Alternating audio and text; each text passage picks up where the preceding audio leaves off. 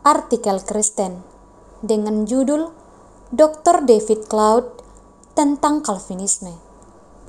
Dr. David W. Cloud, The Calvinism Debate. Kaum Calvinis terpecah secara serius di antara mereka dan hal ini nyata terjadi.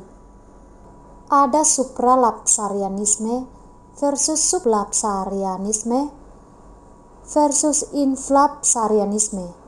Orang-orang supralapsarian berpendapat bahwa Tuhan telah menetapkan jatuhnya Adam. Orang-orang sublapsarian berpendapat bahwa Tuhan mengizinkan kejatuhan Adam. McClintock dan Strong, Calvinis Swiss yang menulis formula konsensus Helvet pada tahun 1675, bertentangan dengan Calvinis Prancis di sekolah Saumur. Ada Calvinis yang ketat dan ada Calvinis moderat.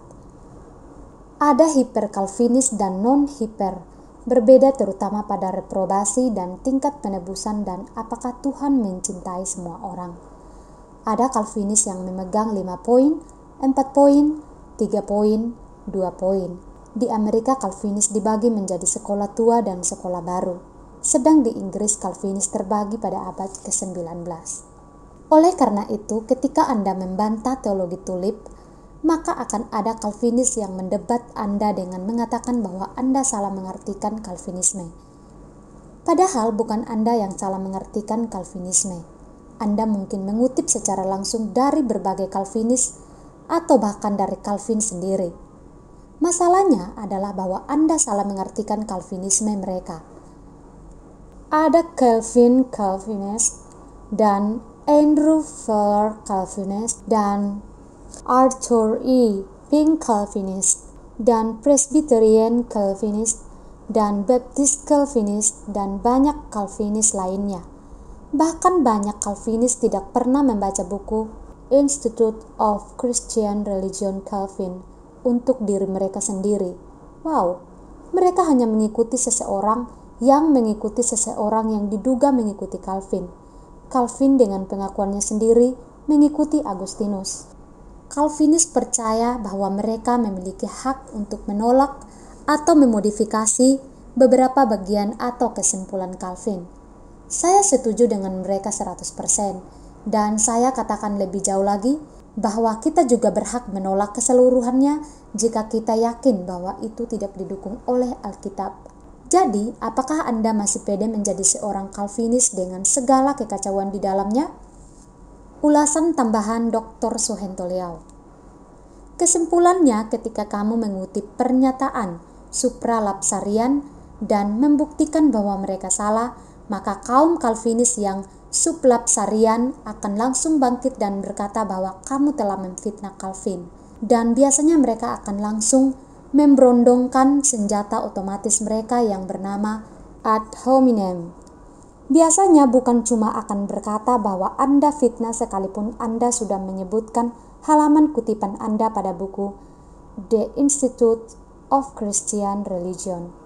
Mereka akan mengolok-olok pendidikan Anda, titel Anda, gereja Anda, pokoknya semuanya. Contoh, ketika saya mengutip Lawrence Vance, penulis buku The Other Side of Calvinism, mereka langsung cari sekolahnya dan lain sebagainya serta mulai mengolok-olok Lawrence Vance.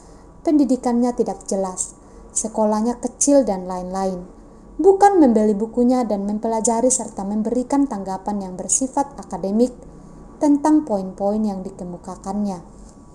Benar sekali yang disampaikan oleh Dr. David Cloud, bahwa bahkan yang cuma percaya 1 poin dari tulip saja, gayanya sudah sombong selangit dan mengaku Calvinis.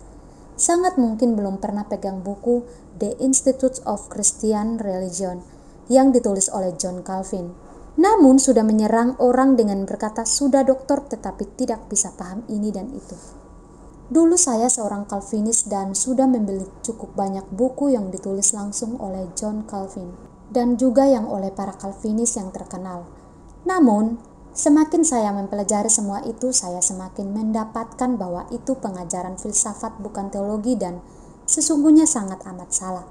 Puji Tuhan, saya berhasil meninggalkannya, terlebih setelah saya dapatkan pengajaran kaum Anabaptis yang sangat harmonis dengan ayat-ayat Alkitab serta akal sehat.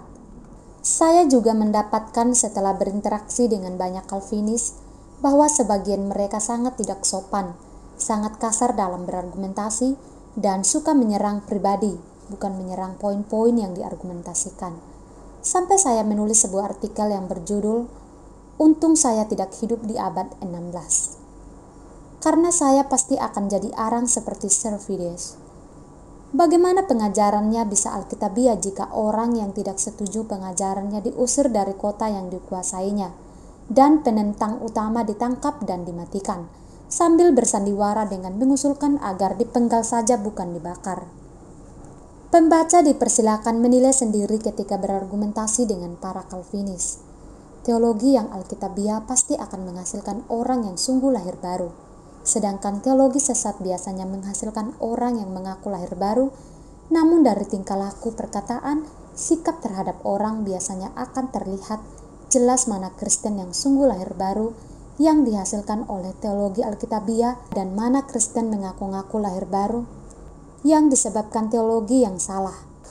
Anda mau mengaku diri Calvinis, atau nama gereja Anda sudah terlanjur terkonotasi Calvinisme sehingga tidak bisa lari lagi?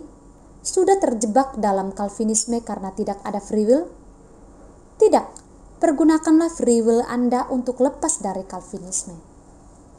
Demikian pembacaan artikel kita pada hari ini. Saya Yeni Bobo, pamit undur diri. Tuhan memberkati dan Maranatha.